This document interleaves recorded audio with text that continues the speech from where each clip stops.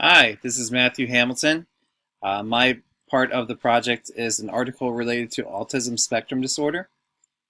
The title of my article was Employment Activities and Experiences of Adults with High Functioning Autism and Asperger's Disorder by Susanna Baldwin, Deborah Costley, and Anthony Warren.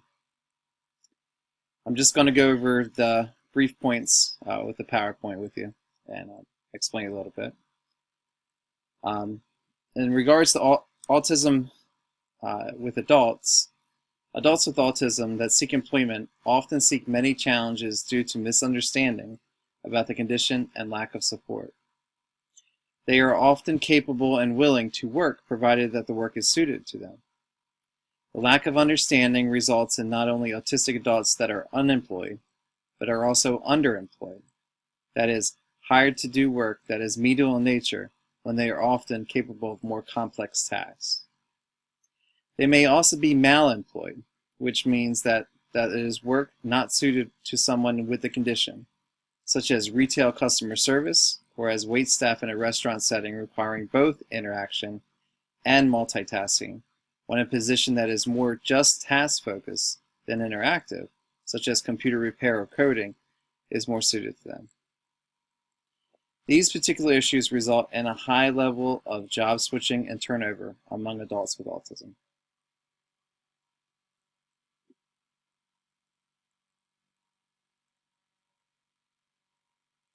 This particular study was taking working adults with autism in Australia in 2014.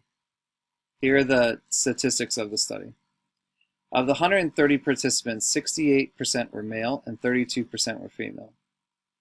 The average age was 32 years, but the range went from 18 years all the way to 65 years old of the participants.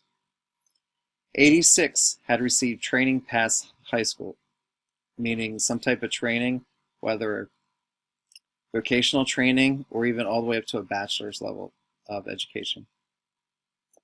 Many had started working 30 hours per week, up from 15 hours a week because of a recent change in the disability law. Now, adults diagnosed with autism there in Australia were entitled to disability, medical disability. Before the law changed, they could only work up to 15 hours per week or they would forfeit their disability.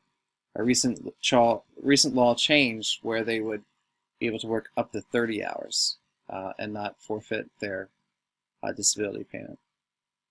The most common occupations were clerical workers, laborers, and professionals, while the least common positions were in management and sales. In relation to the participant perception of their abilities in relation to their job's responsibilities, 26% felt that they were qualified for their current position, only 1 in 4. 28% stated that they were underqualified for their current position. This may lead to a feeling of being over their head in their current position, feeling overwhelmed.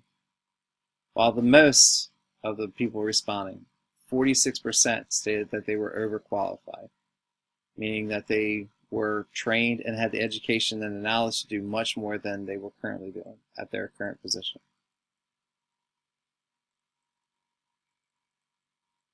51% were permanently employed, while the remainder were working either seasonally or casually or self-employed. The majority, 65%, stated that the positive part of their position is self-actualization, meaning being treated with respect and having a sense of independence, earning their own money, being responsible for themselves, and not having to depend on government assistance or assistance of others. Nearly half of the participants also showed negative aspects of their jobs, such as poor working conditions and misunderstandings from coworkers, which is vital that the employers and the employees receive training so that they can work in a better way with people with this current condition.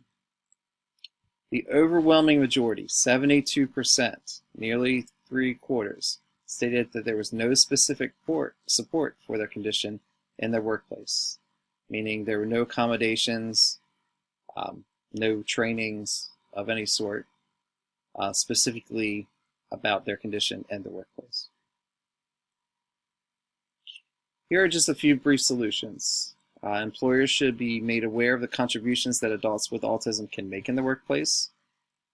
It's not always aware that adults with autism are capable of doing many of the tasks that people without autism can do, and they should be made aware of that. Training should be made available to employers and employees that are willing to consider employing adults with autism, both to better understand the condition and to learn to communicate more effectively. This would result in a much lower response of frustrated adults with autism in their working environment.